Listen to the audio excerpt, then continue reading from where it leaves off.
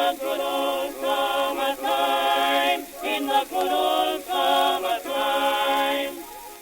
Hello and welcome to this episode of the Golden Age of Cricket podcast, a program which attempts to keep alive the characters, matches and tales of that beloved cricket period immediately preceding the First World War.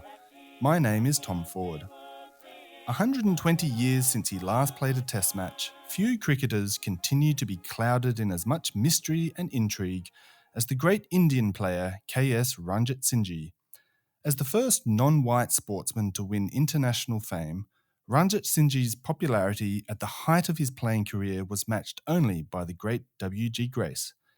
He batted with effortless style and is attributed with having invented the leg glance. But he was plagued with many off-field issues throughout his cricket career, including maintaining a lavish lifestyle well beyond his means and fighting for his right to become the princely ruler of a state in India. My guest today is Simon Wilde, who has covered 5 Cricket World Cups and more than 250 England Test matches as the cricket correspondent of the Sunday Times. He has written 12 books, including the bestselling England, the Biography, which chronicles the story of the men's national team since 1877, and his latest publication is The Tour, the story of the England cricket team overseas.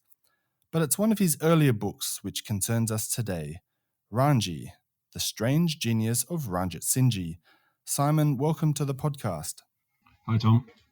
Simon, there have been many previous biographies on Ranjitsinhji, including some that were written during his lifetime or thereafter, shortly thereafter, including an authorised one. What compelled you to write your biography on him? Well, I was, like a lot of people, intrigued by Ranji.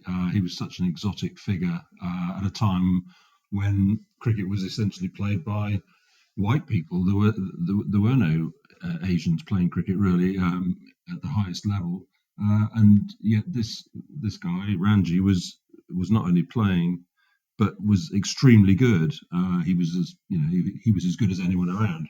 So he was a fascinating character to me, as he was to a lot of people, because where did he come from? How did he make the journey? And I'd looked at some of the other biographies that you mentioned of Ranji, and they didn't really sort of shed an awful lot of light on what had gone on. Some of the couple of sort of authorised books about him, which he'd assisted with, were quite clearly quite partisan and light on detail.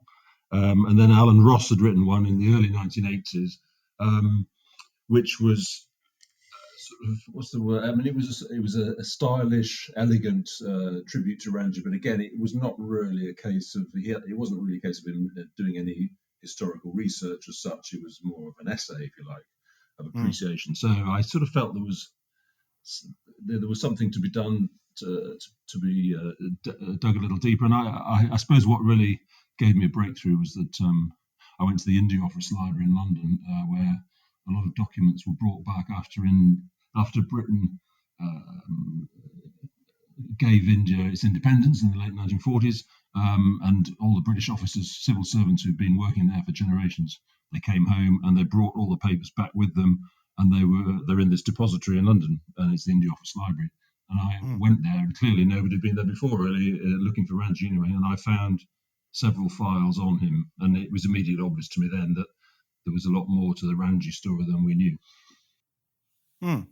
Now, you touched on materials. Due to his dual life, I suppose you could say, Indian born and raised, and then lived in and educated in England, and then travelled between the two frequently. What sort of challenges did that place in front of your research in terms of regarding or accessing materials, or were there any language barriers? There weren't really language barriers. The documents that I talked about that I found were almost entirely in English. There were some that weren't, but really very few. And I think, as I remember, they were possibly translated as well anyway. So there was sort of two versions. So that wasn't really an issue. Obviously, I felt I needed to go to India, which I did in sort of. I mean, my book came out in, I think, 1990. I went over in about 1987. The Cricket World Cup was going on actually at the time in India when I went, Mm-hmm. because I felt I needed to do a bit of on the ground research. That wasn't so much a case of documents as just trying to meet people and go to the places that Ranji had gone to. And so I went to Jamnagar, which is the capital of Nawanagar, or was, which is the state we're talking about that he ruled. And I met the then present Jam Sahib, who's he's still the title still exists, although he doesn't really have any power. And I met him, and he was very helpful, and he told me what he knew, and he introduced me to a couple of old people who had known Ranji, or one guy particularly, very interesting. And he gave me a driver, and the driver took me to Ranji's various palaces around the state and hunting lodges and things like that, because he was quite keen on hunting, shooting, and fishing and all that sort of stuff. So that was really useful to get a feel of the place. But as I say, it wasn't really about documents, that part. That was just about getting a feel for the area, and it was very useful research. So writing a book about someone whose life is based in two places presents its problems, but I think I sort of got around that in the end. Yeah. Was there anything that particularly surprised you in your research, or anything that you uncovered that you didn't know previously? Well, the extent to which he ran up debts, I suppose, was the most striking thing, and some of the stories I uncovered about his basic brazen disregard, really, for creditors was pretty surprising, and also some of the people that were involved, apart from Ranji, like AC McLaren, who was the England captain for a number of years, captained against Australia in several series. And he was a close friend of Ranji's, and Ranji employed him as a sort of personal secretary at one point. And McLaren was as unreliable with money as Ranji was, it seemed. So there was that stuff really surprised me, because you read about the golden age and you think these players who are wonderful cricketers are therefore wonderful people, and actually you find out that they've got feet of clay. Even so, and so that was quite shocking, really, and jarred with what we knew about them. We'd heard incidental stuff about them, maybe not having much money. Amateur cricketers in those days, they weren't super wealthy, a lot of them, but they took the amateur status for a class reason, really. If you were of a certain type of social class, you were expected to play as an amateur, even if you didn't have much cash. So it could be hard for some of them to actually fund their cricketing careers, and McLaren certainly fell into that category, and so did Ranji. I have to say that the reading your book, the connection with AC McLaren completely floored me as well. I had no idea about that he took on this role as Ranji's private secretary for a number of years, and it was, I think you portray that following his time as his secretary, McLaren's form never really got back to where it was. I think all the traveling and probably responsibility of looking after Ranji's finances really took it out of McLaren, and he was never the same cricketer again. It was really interesting to read. Yeah, it sort of his career sort of tailed off just before the First World War, really. His last sort of big season in terms of the amount of cricket he played was 1909, and remarkably, even though he wasn't making any runs, he averaged less than 20 in that season. He still captained England against Australia in the Ashes in England that summer. And it was England's performance was a shambles, really. Australia won the series, but England kept picking the wrong team, and the tactics were all over the place, and it was a bit of a shambles. And McLaren was the man who was running the team, really, and he'd been working for Ranji for at least a year, maybe two before then, and spending a lot of time going to India and with Ranji and all this sort of stuff. And you do wonder how he managed to sort of juggle the two careers. Well, he didn't really manage it; it was a failure, but it was very interesting. I mean, there's one very a typical story, really, of just how feckless they were, really. There was which I'll tell you about, which was a woman called Mary Taylor, who was a portraitist. She was well known for painting small pictures of Europe's aristocracy. And in 1908, when Ranji, he was by this point now the ruling prince in his state, but had come over to England for the summer and did play some cricket for Sussex. She went and saw him. He sat for over 2 hours. She spent the next 2 weeks completing the portrait. Then when it was finished, showed it to Ranji, and he rejected it through McLaren. McLaren said, "Sorry, it's not good enough. We don't like it. We're not paying you." So she was most upset. And in fact, she bumped into, the way you do, she bumped into Queen Alexandra, wife of Edward VII. And she said it was a marvellous likeness of Ranji. And she said, it's splendid. She knew who he was, but Ranji was apparently claiming it wasn't good enough. So Mary Taylor took Ranji to court in Brighton, and then when she did so, she found out that the courts were actually quite familiar with Ranji, that he was exceedingly well known, as she put it, in the courts in Brighton. So he was letting down a lot of people with over money, and actually, when this case sort of came to court, Ranji dropped out of playing cricket for about a month. This is 1908, August, and McLaren the same. He hardly appeared either. So they sort of went to ground. In the end, she went to an MP, and they went to the Secretary of State for India, and he tried to lean on Ranji. And in the end, he agreed to pay her sort of £75 when the originally agreed fee was 180 or something. So in the end, he paid up, but he had to go to the highest level of government almost to get him to pay. And there were other cases involving actually far larger sums than that Ranji didn't pay. But that was a sort of typical case, really, of him just giving someone the runaround, trying to get something for free, really. And if they protested, he would claim they had diplomatic immunity as a sovereign of an independent state, which the Indian, rather sort of complex sort of way they were. The Indian states within India were not run by the British. The British ran part of India. The other part, the Indian princes ran, and they worked in cooperation with the British. So the British liked Ranji because they understood him and he played cricket. They thought he was a jolly good chap. So they sort of rubbed along with him, but he was independent. So strictly speaking, I think he was able to get away with some of these financial cases that came up against him. But it wasn't a great look, really, when it came to public life. With freedom's holy light, protect us by thy might, great Lord of kings. Simon, so much of this, I suppose, confusion relating to Ranji's heritage, certainly from the British perspective when he first arrived, people thought he was a prince and he was happy to go along with that. But it all comes back to what happened early in his life and the so-called Nawanagar succession. Because he certainly wasn't born a prince. So how did he even come to be considered for the Nawanagar throne? It was a complicated situation. The ruler of the state had a son who sort of slightly went off the rails, and he sort of disbarred him from the succession. So he was looking for another son. He'd had some daughters.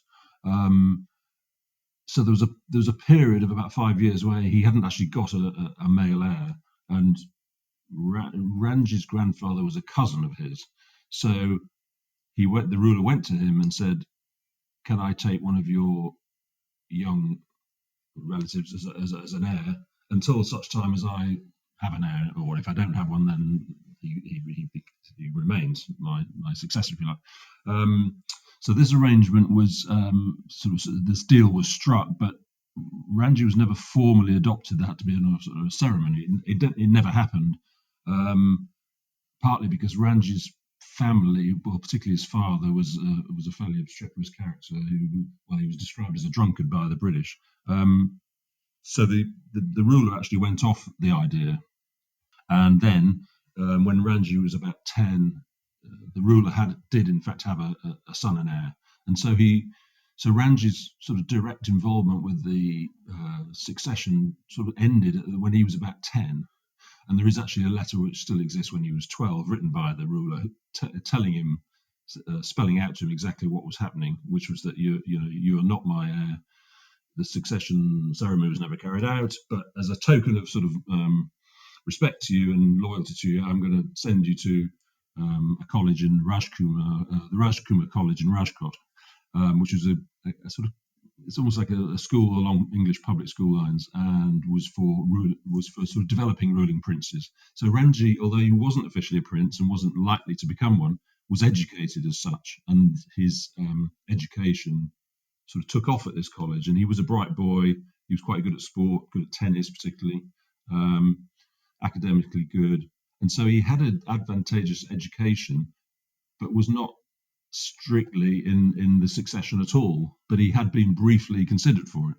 And that's sort of how he grew up, with this consciousness that he had a near miss. Really, he'd almost had a life-changing decision in his favour, but he'd been denied it. So I suspect that this probably coloured his view in later life, that he was entitled to something that had been taken away from him, and that stayed with him, and he never quite gave up on the succession. He felt like he'd been unfairly treated, so that was sort of what drove him on, I think, in later years. Yes, which is partly understandable, I suppose. And it leads me to my next question, because it's regarding his name, what we should actually call him. I mean, we universally know him as Ranji, or Ranji short, affectionately, and it was what people called him in England during his career. But I mean, as I described in my introduction, he's usually referred to as KS Ranjitsinhji, and the KS usually stands for Kumar Shri, which I believe stands for Honourable Prince. So was he himself trying to project this image that he was indeed a prince? Yeah, I think so. And the college had been, as I say, the college he went to in Rajkot was called the Rajkumar College. So the Kumar bit of the name is there, and it was a college for princes. So that title he sort of kept with him from the college, if you like. He thought, well, I went to this school, everyone else is called Kumar, so am I. And then when he went to England after he'd finished his education there, one of the sort of principal of that college was an Englishman, and he'd been to Cambridge himself, and he I think took the attitude that the brightest boys in that college could go to Cambridge as a way of finishing their education if they were bright enough and talented enough to do it, and it fitted. And Ranji was one of three boys he took over to England in 1888 when Ranji was 16. So he was, by his own sort of abilities, he was taken to Cambridge, and it's when he went to England that Ranji started describing himself as more than just Ranjitsinhji, which was his name. He called himself, well, in some of the early newspapers where he's playing cricket or tennis or whatever, and he gets a mention in the newspaper, he's often referred to as things like Prince Ranjit or Kumar Ranjitsinhji, things like that, or Prince Kumar. So there's various sort of titles he seems to be using. Presumably someone asked him, what's your name, sort of thing, and that's what he says. So it must come from him. And I think also with obviously cricket scorecards, there's this tradition of putting your initials down. So he might want to give himself some initials if he's playing a cricket match, and he goes down as KS. So that sort of stuck really. But it did. I think there was an element of him wanting to project himself as a prince, and who knew otherwise? Nobody in England had the faintest idea, really. So yes, he could do what he liked, and he did. You're right. It's the days before the internet where we could all do our own background checks, I suppose. And you mentioned him arriving in England in 1888. You tell the wonderful story in your book. He literally gets off the ship and is taken straight away to see the touring Australians play. I think at the Oval or Lords, one of them, and he's apparently just mesmerised by what he sees. Charlie Turner for the Australian team, I think, is actually normally a bowler, but I think he has a wonderful innings as a batsman, and it just captivates Ranji, and he sort of decides then that this is the game for him, and he, as you say, ends up at Cambridge.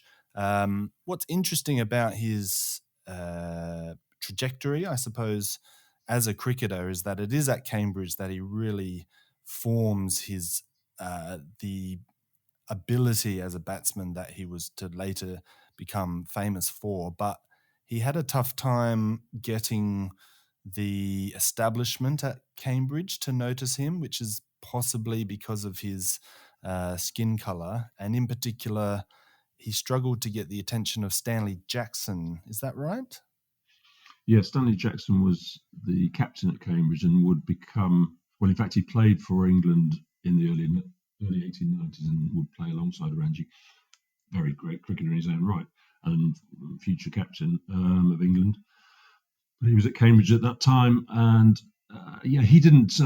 He saw Ranji bat in the nets and the like, and on Parker's Piece, which is a sort of piece of common land in the middle of Cambridge, where lots of cricket matches, sports matches of all sorts, would go on endlessly, really. And you could walk across there in the summer, and there'd be half a dozen games of cricket going on.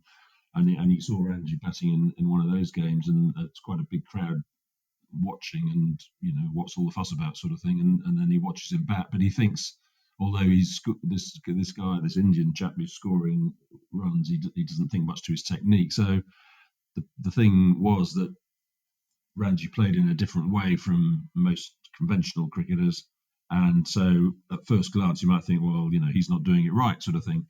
But of course the results were justification in themselves, and so it took time for Ranji's methods to be accepted, and he had to formulate a game. He didn't really have a game at all, and but at Cambridge you could have. I mean, there was you'd be in a particular college, and each college would have a cricket coach, somebody there'd be professionals who would bowl to you in the nets. So if you wanted to practice, you could practice, and Ranji did, and he was helped by a couple of professional cricketers who used to play for Cambridge or even Surrey. The Hayward family was a famous Surrey and Cambridge family, and Tom Hayward, the greatest of all, scored 100 first-class hundreds. He was as good as W.G. Grace and as Ranji in his way. Not probably as glamorous, but extremely good.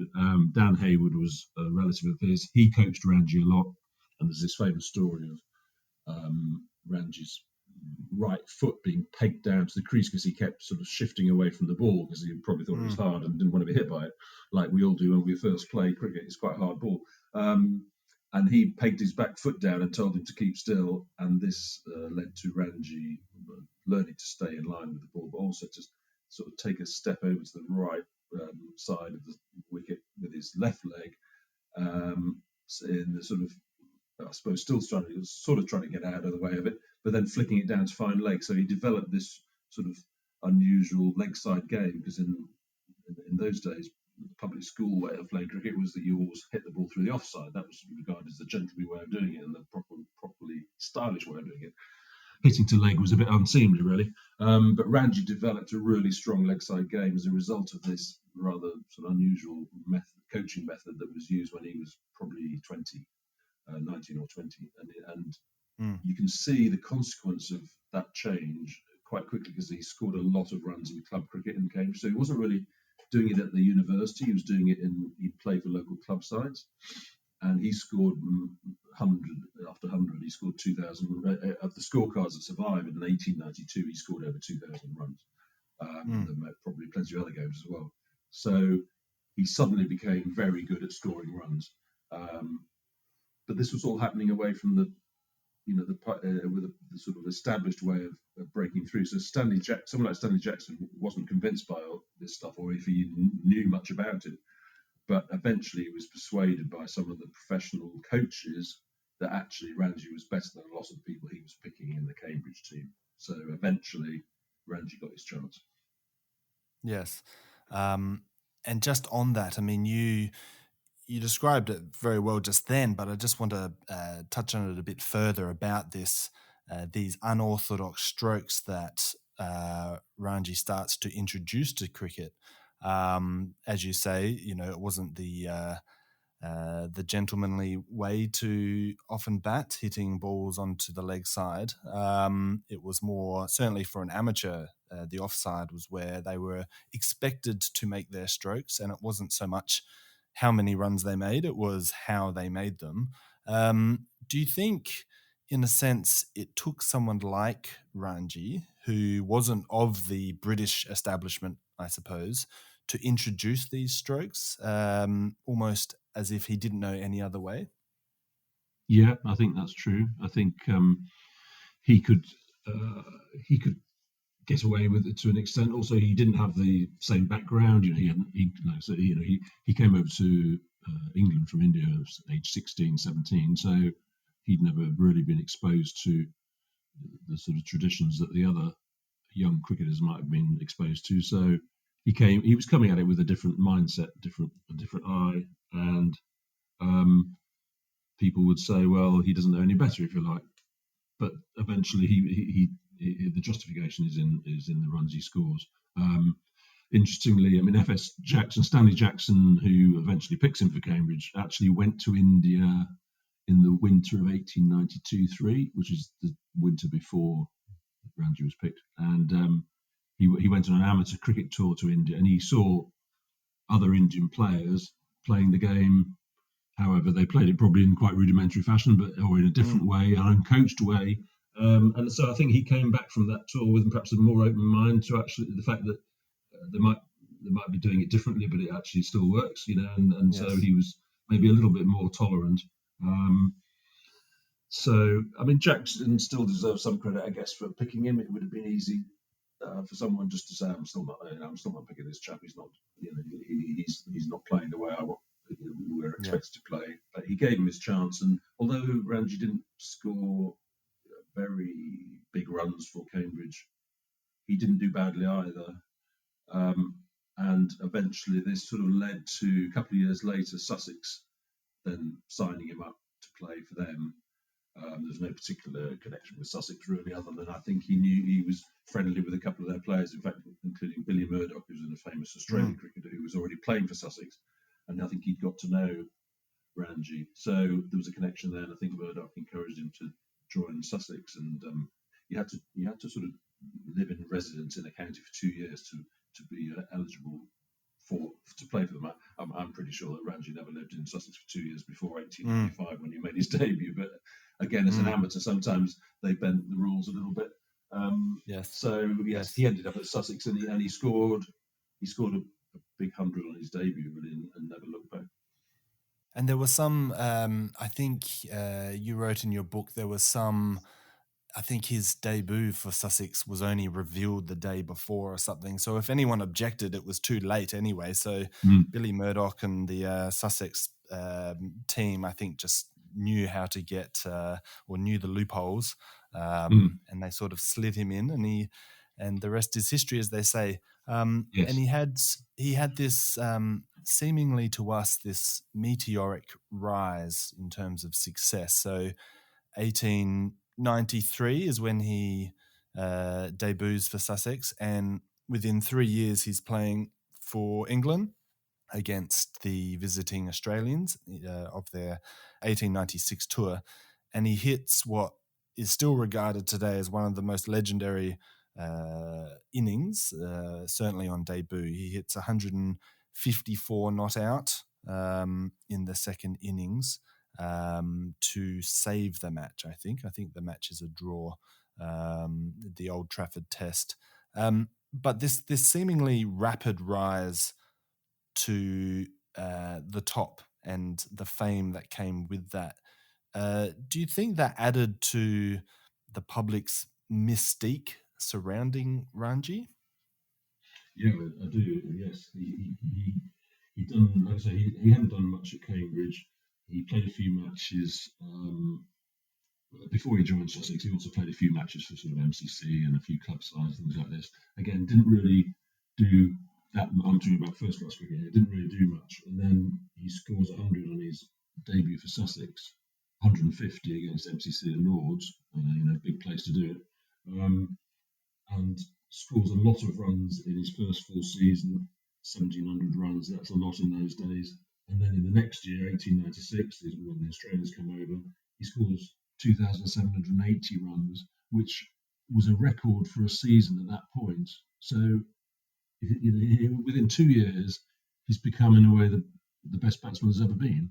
He scores 10 hundreds. again, a lot for that time. Mm. He's batting on a level which, even W.G. Grace was perhaps didn't quite achieve. It was certainly comparable with Grace, and this happened so quickly, and so people would be going, well, where's this guy come from, sort of thing. Yeah. How's he done this? Not only is he Indian, they come from a country that we didn't know played much cricket, but he's come into English conditions and is doing better than the best English batsmen who've been learning the game here for forever.